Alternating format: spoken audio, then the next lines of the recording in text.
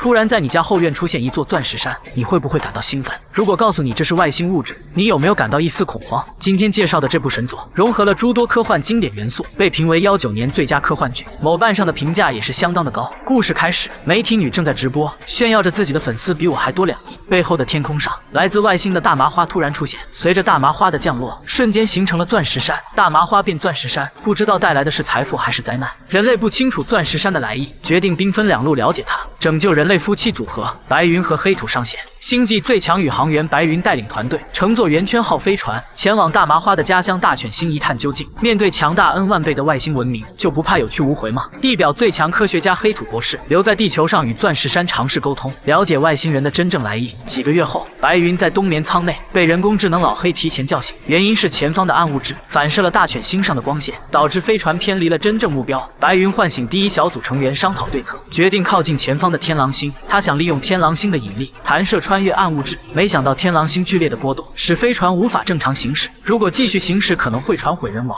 白云立刻改变飞船轨迹脱离天狼星，躲过一劫。白云和黑土启用3D 视频通话，黑土说他日夜研究外星造物，但始终毫无头绪。小帅想利用光速飞行穿越暗物质，但因为太过危险而被白云否决，并决定耗时7个月绕行避开暗物质，却遭到大家的强烈反对。小帅也为此心怀不满。You're putting the mission in danger, and so I am relieving you of duty.